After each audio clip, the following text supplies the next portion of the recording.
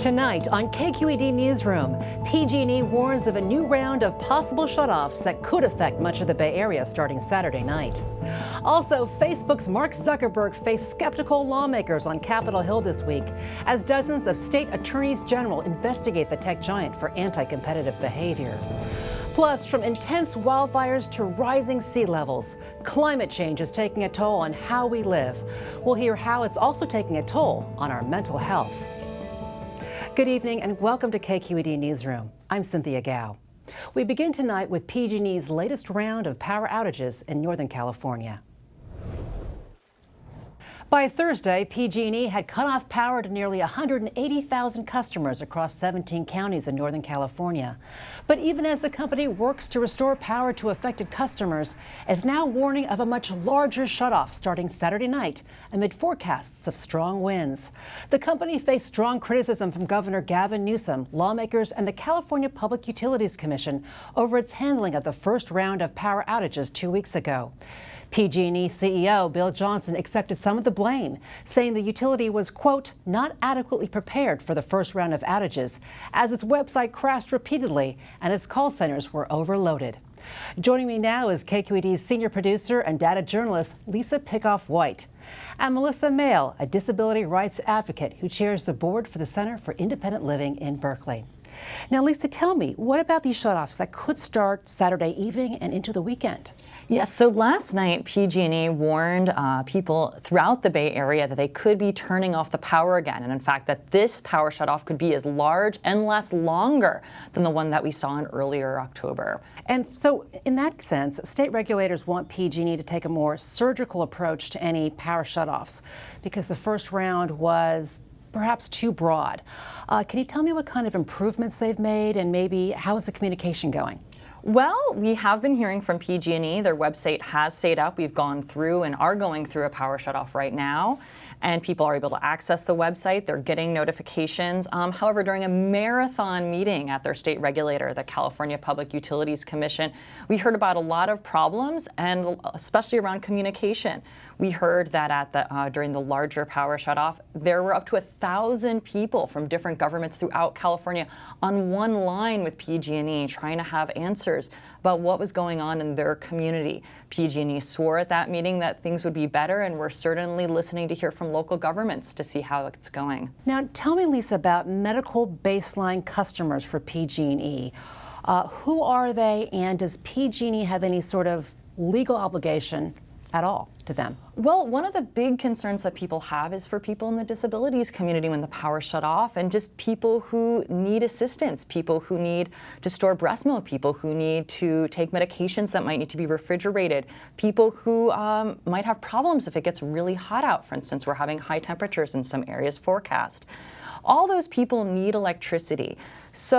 But the problem with the medical baseline, though, is that it really is a program to assess whether you should have a lower utility bill. It actually has nothing to do with whether you really need electricity or not. In fact, earlier this summer, Director of Safety at the California Public Utilities Committee, Elizaveta Malyshenko, said that it should never be used for emergencies, actually, because it both overcounts and undercounts who's disabled at the same time. For instance, if your landlord pays for your medical bill, you can't be a part of medical baseline, and you might really need your CPAP machine. So, Melissa, let's bring you into the conversation here. 2 weeks ago, you sparked a debate that was on the eve of the first power outages, where you tweeted out to the city of Berkeley asking them what was their plan to help people who didn't have the means or ability to evacuate. So how did that all happen, and what was their response? I just really innocently posed that question to the city, and I expected a really good response from the city of Berkeley that has a history of great disability advocacy and a heightened awareness of disability issues. So I really just wanted to know what the city was prepared to do. And they had a very disappointing response that basically folks who needed to be evacuated were on their own and needed to figure a way out to be able to get to electricity or other things that they might need in the event of a power shutoff. And if people really didn't have the ability to do that, then they should call 911 and be taken to an emergency room. And that was a really inappropriate response. And I was really hoping that the city had planned a little bit better and would have a space, a shelter of some sort set up for folks who could access accessible restrooms and be able to charge their wheelchairs and have their caretakers come and go to help them as they needed. And it doesn't sound like that happened at all. Yeah, well, I actually talked to a 62-year-old Grace Lynn. She lives in the East Bay, and she's on a breathing machine 24/7, and she has a lot of medical devices that she has to keep track of. And she told me she was really scared, frightened because of this complicated nature of trying to find somewhere that was accessible, that she could afford. On top of that, she had an 85-year-old caregiver who was her mother. It was very much of a real tough time for her during that situation, the first outage. And her situation really highlights, I think, the need to put a spotlight on disabled folks and power outages. What do you hope, do you think PG&E is doing enough? No, I don't think that any of us feel that PG&E is doing enough in every aspect in terms of these shutoffs, but certainly not taking enough responsibility for people who are going to be the most severely impacted by these shutoffs that are going to continue for who knows how long. And I think just to push the responsibility onto cities and expect them to deal with it without having any sort of culpability is just, it's not acceptable. Yeah, well, I actually know that you personally didn't have any experience having an outage recently, but as a person with a disability, what are your fears during a power outage? You know, just using myself as an example, I'm someone who has caretakers who assist me with my daily needs. I use a power wheelchair. I need to have access to electricity. I don't easily have access to transportation that could take me somewhere where I could be safe and access electricity. So, you know, I'm just one example of so many people who have various mobility issues that require having access to electricity and an accessible space. And with these power outages being so unpredictable, and are they going to do it, are they not, are they going to happen often, it's going to create a lot of chaos in people's lives who ordinarily on a good day have to plan out their lives and figure out about their care for the day. Right, and so this weekend with Alameda County possibly facing shutoffs, what do you plan on doing?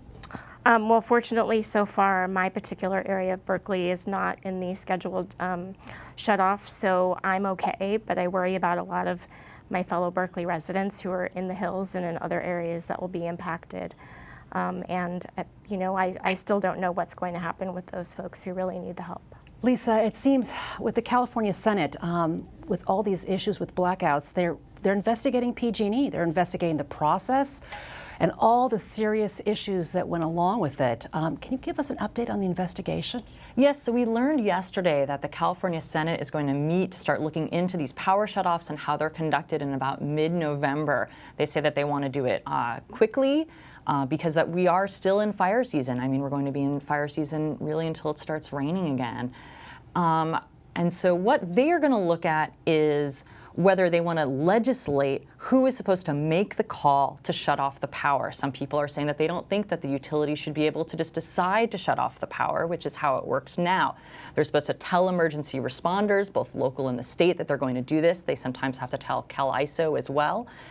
And then they go ahead and do it. And then what they have to do is then, after it happens, tell their regulator how they feel about it. And that's one reason that the CPUC is also looking into it. Right, and actually when you're saying that, the CPUC, the California Public Utilities Commission, they're also investigating PG&E. How is their investigation different from the California State Senate's? So what the CPUC is really going to be able to look at is exactly what happened in those moments. We actually heard at the CPUC meeting from the president herself and also several commissioners that they were present while PG&E was making some of these decisions.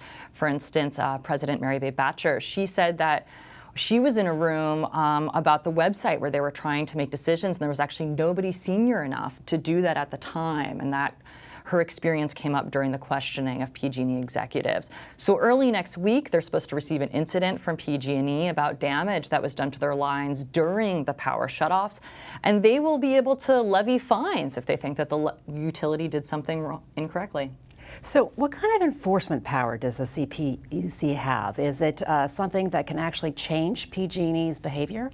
Well, they can certainly issue fines, and they've done so in the past. For instance, PG&E is a convicted felon because of their role in the San Bruno disaster that left 8 people dead. And also they have a federal probation judge who also is looking actually at all of this.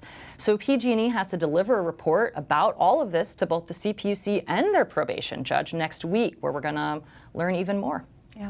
Well, PG&E says that these outages could happen for more than a decade, and they're also in bankruptcy protection right now, earlier this year, because of all the liability from the fires that were linked to their equipment.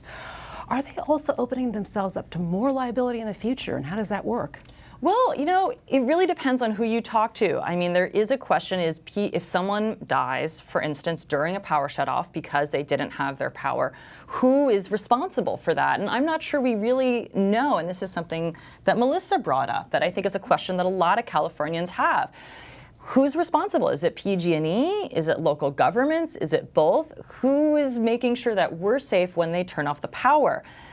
A lot to think about and a lot to unpack here. Thank you so much, Lisa Pickoff-White with KQED, and Melissa Mail, disability rights advocate. Thank you. On Wednesday, Facebook CEO Mark Zuckerberg faced skeptical lawmakers on Capitol Hill.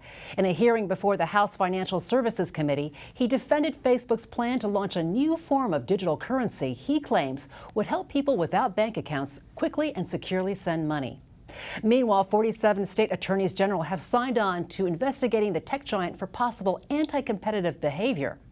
And as the 2020 presidential race ramps up, Facebook is under pressure to police its platform for election interference efforts. This week, the company says it was removing 4 new disinformation campaigns targeting voters in the U.S. and abroad. Joining me now is MarketWatch San Francisco Bureau Chief and Tech Editor Jeremy Owens and Senior Tech Reporter at Politico, Nancy Scola. She joins us via Skype from Washington, D.C. Let's start with you, Nancy. Can you tell me right now, lawmakers summoned Mark Zuckerberg to Capitol Hill on Wednesday. They wanted to talk to him about Libra, Facebook's new cryptocurrency. What were their concerns? So there's a wide range of concerns with Libra. Lawmakers mentioned things like the ability for this cryptocurrency to be used for terrorist activities, that sort of thing. So they worry a little bit about having a cryptocurrency that doesn't have real government oversight that might be put to nefarious purposes. So that was sort of one of their main stated objections. The real issue is they don't trust Mark Zuckerberg. They don't trust Facebook. And that's just feeding into all the concerns about this brand new scheme that Mark Zuckerberg is proposing. Well, actually, Facebook and Mark Zuckerberg claims that he won't go ahead with Libra without U.S. regulatory approval. So what is he angling at, and are lawmakers buying it?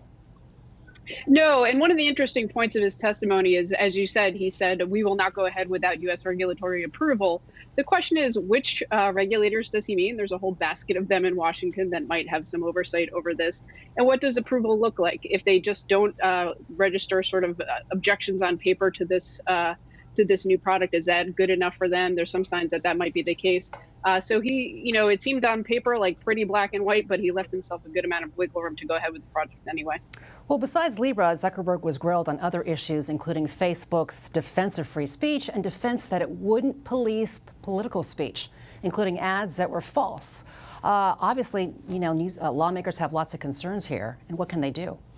Well, that's a good question, because they have yelled at Zuckerberg previously, right? This is not the first time that Zuckerberg has gone in front of a bunch of politicians on Capitol Hill and gotten yelled at for everything that Facebook has done. So what he's trying to do, and his whole strategy, it seems, with a speech last week on free speech and free expression at Georgetown University, and now this time, he is trying to angle himself differently. When this all broke, when Cambridge Analytica broke, and all of these problems started happening on Facebook, Zuckerberg apologized profusely. He spoke about how difficult of an issue it was. He's talked about the nuance of it.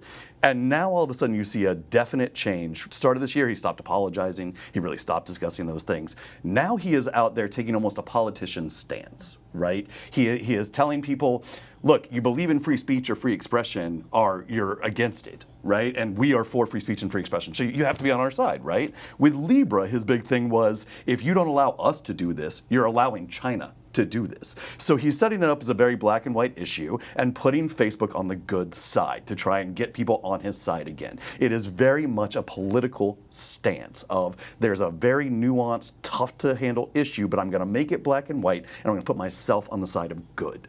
Well, it seems like he absolutely has a larger strategy here. So do you think he'll continue doing that? Yes, I think that's totally his strategy. He'll have earnings next week, and he will do the same thing. He will hit these issues again and talk only about the good. He's just not talking about the bad anymore. He is talking about the good, and I think that is going to be his approach from here on out. Mm-hmm. Well, Nancy, you were on a press call with Mark Zuckerberg this Monday, and he was actually saying that they were making progress when it came to identifying and responding to disinformation campaigns. Can you give us an update on that?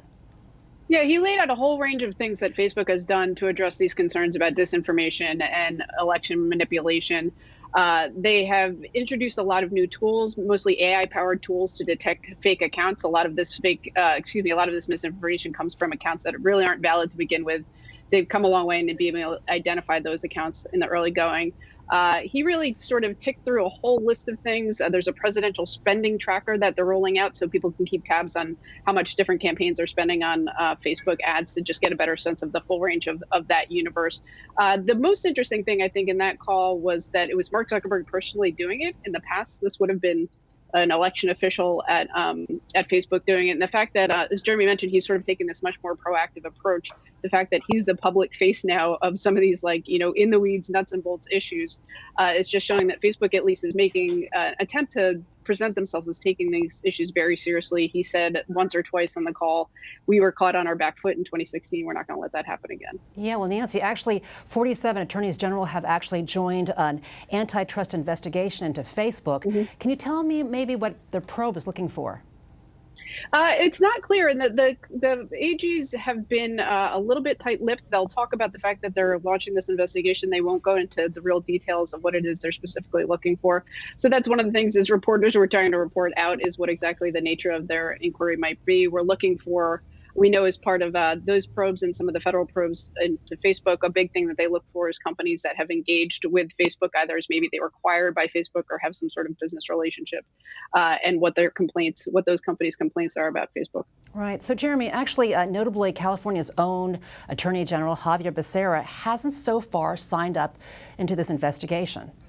Yeah, well, he's got his own weapon coming online in January of 2020. The California Consumer Privacy Act is actually becoming law on January 1st, 2020. So he will have an arrow in his quiver that none of these other attorneys general have. So I think, he hasn't said publicly why or why not that he is doing this, but I think he knows that in just a few months, he will have the ability to go after Facebook in a way that none of those other states do. And this is the U.S. version of the GDPR, EU's version of a Consumer Privacy Act.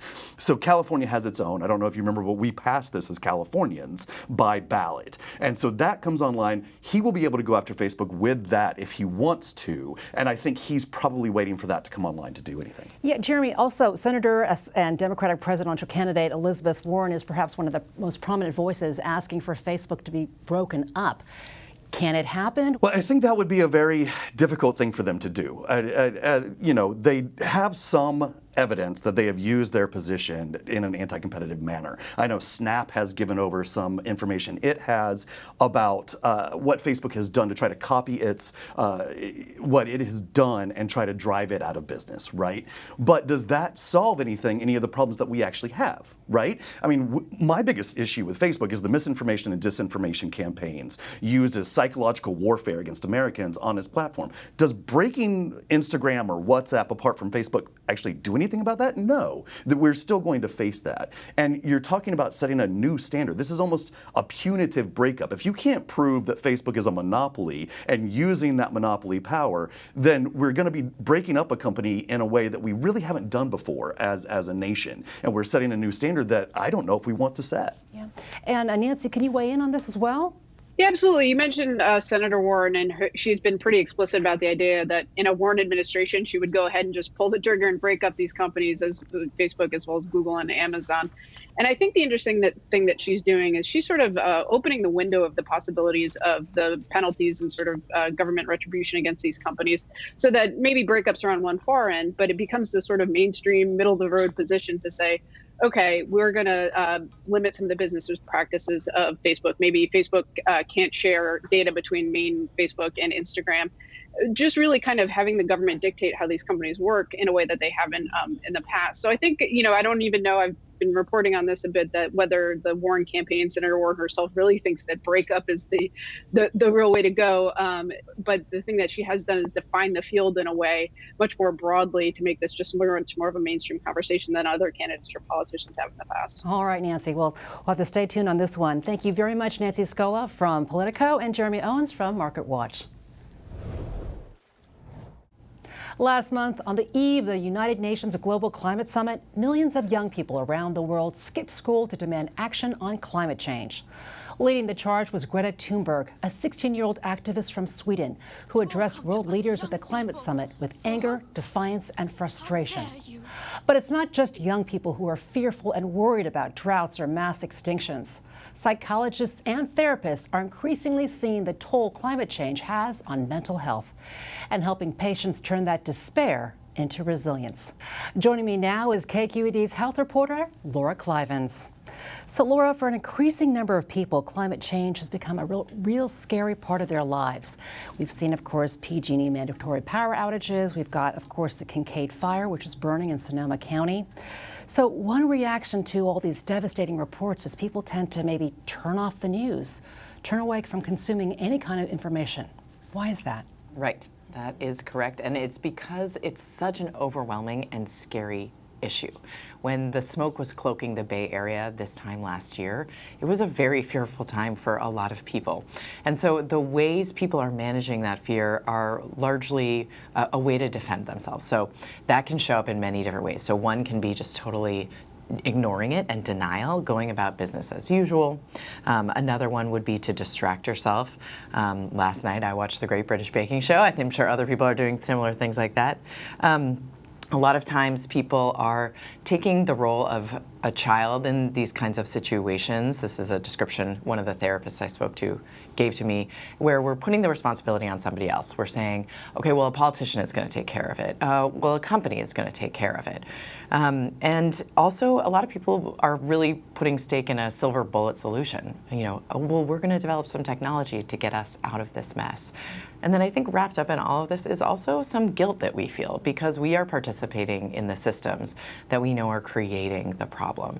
And that's a hard thing to hold in your mind. Yeah, absolutely. I mean, in your reporting, you refer to these feelings of being overwhelmed, being anxious, feeling despondent over climate change and calling it, quote, eco-anxiety, climate grief. Can you tell me what the view of therapists and psychologists are about climate change and how it impacts our mental health? And is it a growing concern as well? Yeah, it is. I have heard that from all the therapists that I spoke to. And so they are seeing it more and more showing up in their practices in different ways. So they're seeing it as people coming in with tension, with grief, with sadness, particularly when these reports come out about how dire the situation is with climate change and global warming. And then they're seeing it around these large events.